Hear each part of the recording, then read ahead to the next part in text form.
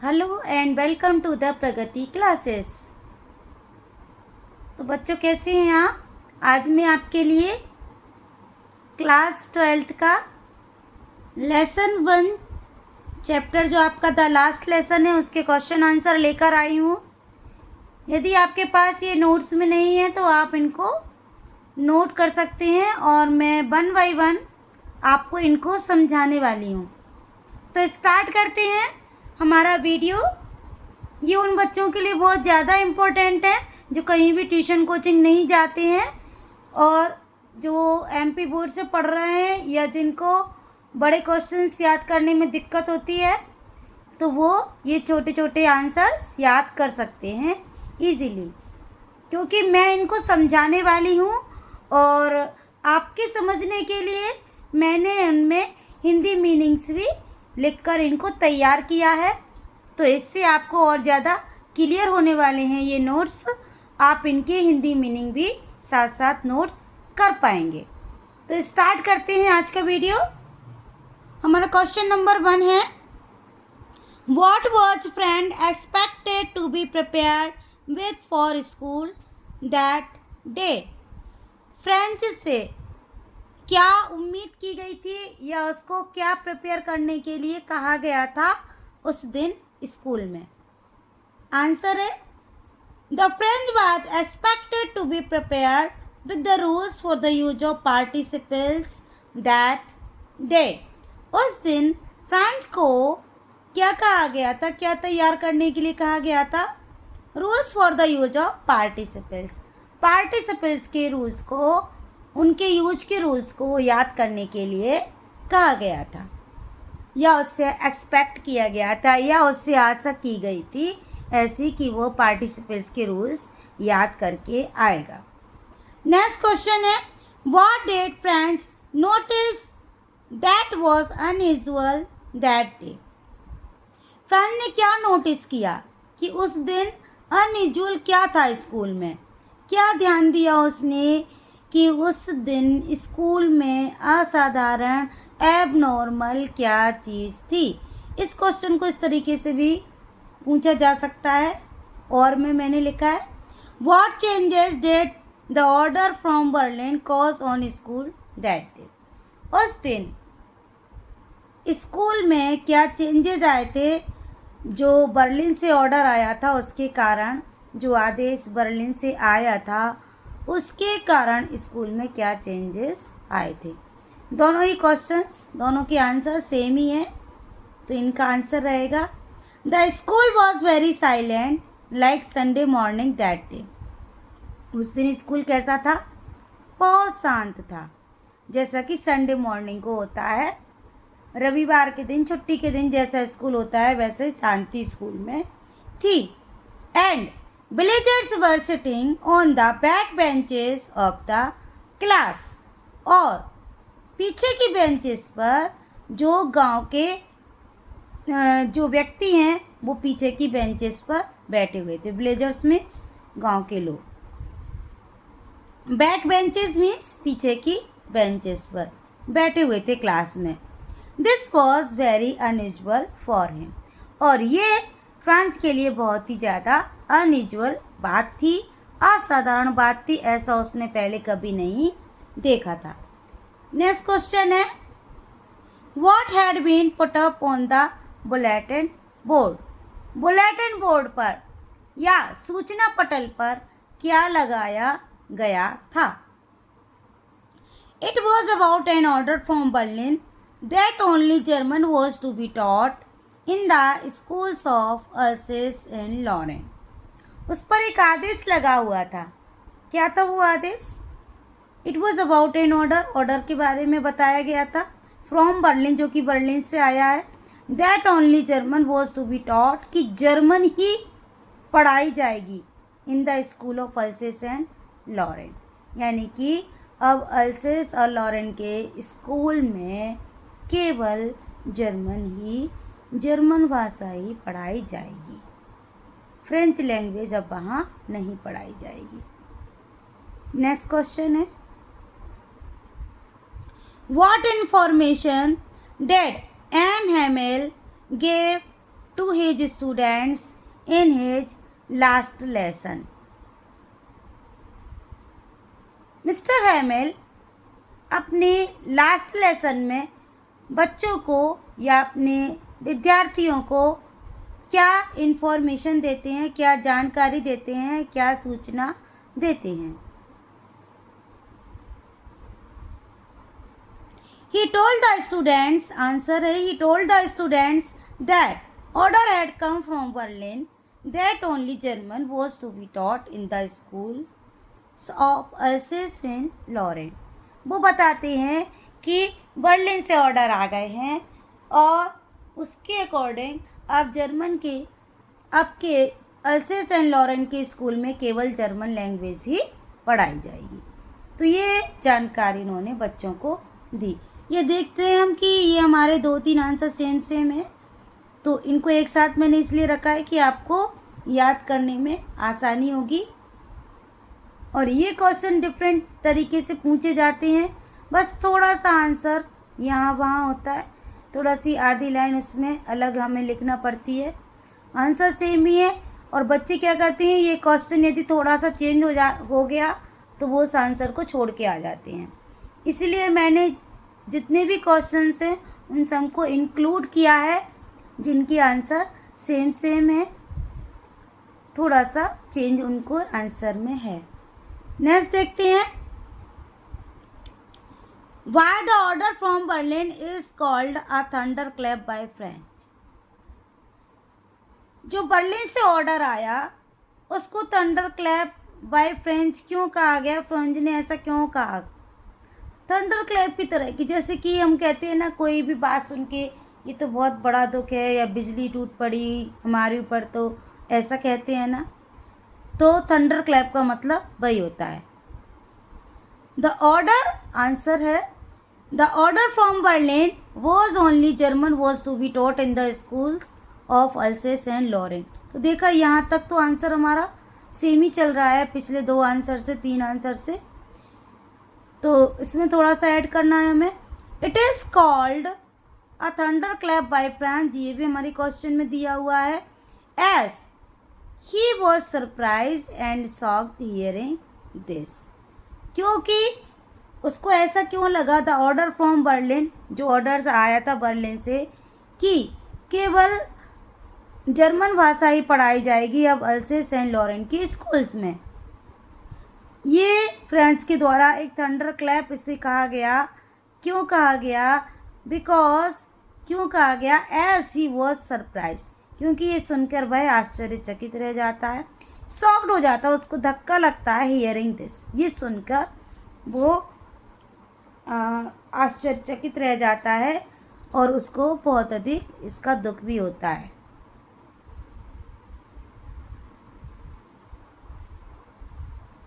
Next question है, how did France feeling about mister Hamel and school change?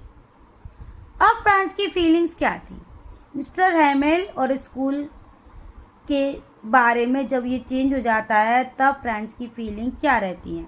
After the order from Berlin he was very upset and sad for mister M Hamel. जो Berlin से order आया था उसके बाद France बहुत अधिक दुखी हो जाता है, अपसेट हो जाता है, यानी कि उसका दिमाग ख़राब हो जाता है, वह बहुत ज़्यादा दुखी हो जाता है. फॉर मिस्टर एम हैमेल के लिए. As this was his last lesson, क्यों? क्योंकि ये उनका लास्ट लेसन रहता है to the students. And he did not hate books and school now, और अब उसको किताबों से और स्कूल से घृणा नहीं होती, उससे वो दूर रहना नहीं चाहता है. नेक्स्ट क्वेश्चन है, what was unusual about Mr Hamel's dress on his last day in school? अब मिस्टर हैमेल की ड्रेस में क्या चेंजेस थे उस दिन, जिस दिन उनका लास्ट डे स्कूल में था? इस क्वेश्चन को इस तरह से भी पूछा जा सकता है, how was Mr Hamel dressed on his last day in the school? Mr Hamel ने किस प्रकार से ड्रेस पहना हुआ था अपने स्कूल के लास्ट डे पर? आंसर है he wore a beautiful green coat. उन्होंने एक सुंदर ग्रीन कोट पहना हुआ था। Frilled shirt and a black silk cap. Frilled shirt, ये उनकी शर्ट कैसी थी? झालरदार थी। And a black silk cap, और उन्होंने एक काला कैप भी पहना हुआ था। He wore this dress only on the day of inspection और प्राइज डिस्ट्रीब्यूशन डे। और वो ये ड्रेस केवल कब पहनते थे? जब या तो किसी बाहरी अधिकारी का निरीक्षण होता था, इंस्पेक्शन होता था, या फिर प्राइज डिस्ट्रीब्यूशन डे होता था, स्कूल में पारितोषिक वितरण दिवस होता था, तभी वो ऐसी ड्रेस पहनते थे। यानी कि वो ड्रेस किसी खास फंक्शंस पर पहनते थे जो उन्होंने आज पहनी हुई थी अपने लास्ट लेसन के डे पर। नेक्स्ट क्वेश्चन है why were the blazer sitting in the classroom? Blazers class में क्यों आए हुए थे? क्यों बैठे थे वो क्लास में? आंसर है they came to thank Mr Hamel for his faithful service of 40 years to the French language. जो ब्लेजर्स थे वो मिस्टर हैमिल को थैंक बोलने के लिए आए थे, उनका धन्यवाद देने के लिए आए थे। For his faithful service of, उनकी ईमानदारी पूर्ण सेवा के लिए, जो कि उन्होंने 40 सालों तक फ्रेंच लैंग्वेज की है।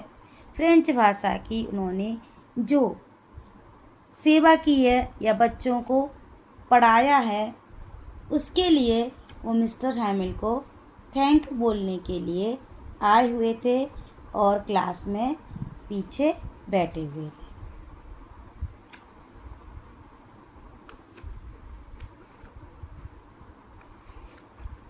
नेक्स्ट क्वेश्चन देखते हैं इसका।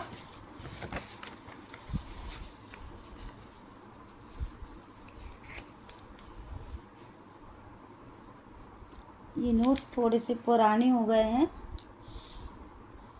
आई होप कि आपको क्लियर दिख रहा होगा।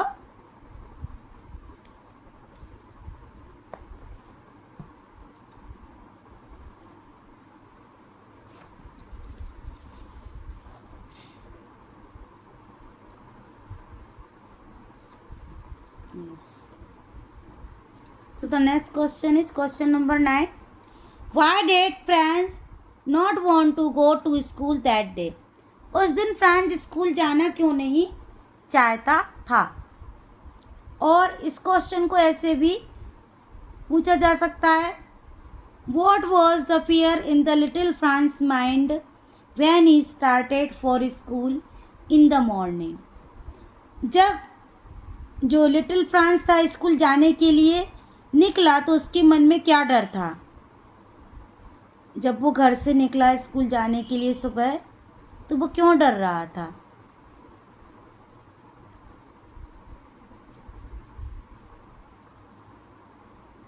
He feared, आंसर है he feared that Mr. Hamel would scold him because he would question about participles and he didn't know a single word about participles. उसको इस चीज़ का डर था कि मिस्टर हैमिल क्या करेंगे, जैसे वो क्लास में पहुंचेगा तो मिस्टर हैमिल पार्टिसिपल्स पर क्वेश्चन पूछने वाले हैं और वह पार्टिसिपल्स के बारे में एक शब्द भी नहीं जानता। इसलिए वो डर रहा था कि मिस्टर हैमिल उसको पनिश करेंगे क्योंकि उसने अपने चैप्टर, अपना लेसन ठीक से याद नहीं किया था। नेक्स्ट है question number 10. What did Franz see while going to the school? France ने क्या देखा स्कूल जाते समय? He saw a crowd in front of bulletin board. उसने बुलेटिन बोर्ड के सामने या सूचना पटल के सामने बहुत सारी भीड़ देखी। हिंदी मीनिंग लिख के रखे हैं मैंने, आप इनको नोट कर सकते हैं, ठीक है।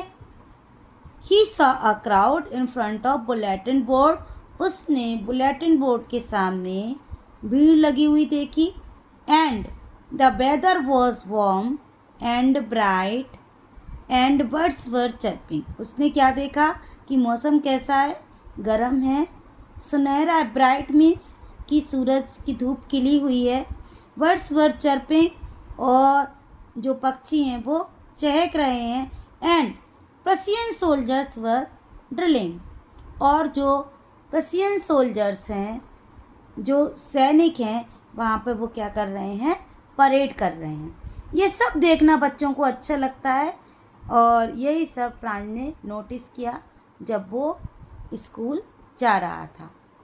ठीक है, नेक्स्ट क्वेश्चन है question number 11, what tempted Franz to stay away from school, क्या चीज़ थी जो ललचा रही थी फ्रांस को बाहर रहने के लिए, स्कूल से दूर रहने के लिए उस दिन। Warm and bright weather, chirping of birds and the drilling of Prussian soldiers, same as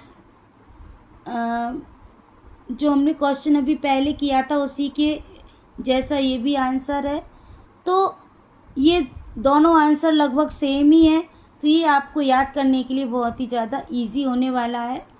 warm and bright weather यानी कि गर्म मौसम था, धूप खिली हुई थी, सुनहरा था। चर्पिंग ऑफ बर्ड्स, चिड़ियों का चहकना। And the drilling of Prussian soldiers, और प्रशियन सोल्जर्स की ड्रिलिंग या परेड उसको ललचा रही थी कि आप तो स्कूल मत जाओ, आज क्या करो, बाहरी दिन बिताते हैं। नेक्स्ट क्वेश्चन है question number 12, what did M Hamel say about French language, mister M Hamel French language के बारे में क्या कहते हैं। और इसको ऐसे भी बोला जा सकता है, ऐसे भी पूछा जा सकता है ये question, how did M Hamel praise the French language, mister M Hamel French language की प्रशंसा कैसे करते हैं। Mister M Hamel told that French was the most beautiful language of the world, mister M Hamel बताते हैं कि French कैसी भाषा है, most beautiful language, that means कि सबसे सुंदर, सबसे अच्छी भाषा है पूरी दुनिया की। हर व्यक्ति को अपनी भाषा सबसे अच्छी लगती है, जैसे कि हमें हिंदी लगती है। It was the clearest and most logical language, वो फ्रेंच लैंग्वेज के बारे में बताते हैं, यह सबसे अधिक स्पष्ट और सबसे अधिक तार्किक भाषा है। He asked them to guard it and never forget it, और वो उनसे अपील करते हैं बच्चों से कि इसको गार्ड करें, यानी कि इसको सुरक्षा प्रदान करें, इसको याद रखें, एंड नेवर फॉरगेट इट, और कभी भी इसको ना भूलें। तो ये थे हमारे all 12 questions and answers of the chapter the last lesson. ये क्वेश्चंस मैंने लास्ट ईयर के सारे पेपर्स कलेक्ट करके वहाँ से निकाला है उनको, और उनके आंसर्स मैं आपके लिए लेकर आई हूँ। ये जितने भी पेपर्स मेरे पास थे, चाहे वो क्वार्टरली के हों, हाफ ईयरली के हों या एनुअल हो, तो उनमें जो क्वेश्चंस आए हैं ये आप सारे मैच कर सकते हैं। सारे क्वेश्चंस इसमें इंक्लूड किए गए हैं। तो यदि ये क्वेश्चंस आपके पास नहीं है तो एज ए नोट्स आप इनको नोट कर सकते हैं कॉपी में, और वीडियो देख के उनको समझ भी सकते हैं और उनको याद भी कर सकते हैं। तो यदि ये वीडियो आपको पसंद आया हो तो अपने दोस्तों के साथ शेयर करें, उनके साथ आप इनको शेयर कर सकते हैं जो बच्चे कोचिंग नहीं जाते हैं और आपके फ्रेंड्स हैं, आपके टच में हैं, आप इस तरह से उनकी हेल्प कर सकते हैं इस वीडियो को शेयर करके। और ये सारे ही छोटे छोटे आंसर्स हैं जो कि आपको किसी भी रेफरेंस बुक में नहीं मिलेंगे। आप चाहे परीक्षा अध्ययन उठा लीजिए या परीक्षा बोध ले लें, सारे बच्चे उसी से तैयारी करते हैं, बट उसमें भी बहुत बड़े बड़े आंसर्स हैं और थोड़े से टफ हैं। ये इतने ज़्यादा इजी हैं कि आपको आसानी से याद हो जाएंगे, तो इसीलिए मैंने ये वीडियो आपके लिए बनाया है। यदि आपको अच्छा लगता है तो कमेंट करके लिखें मुझे कि आपको और नेक्स्ट किस लेसन के आपको क्वेश्चन आंसर्स या नोट्स चाहिए। So thank you for watching, like, subscribe and share.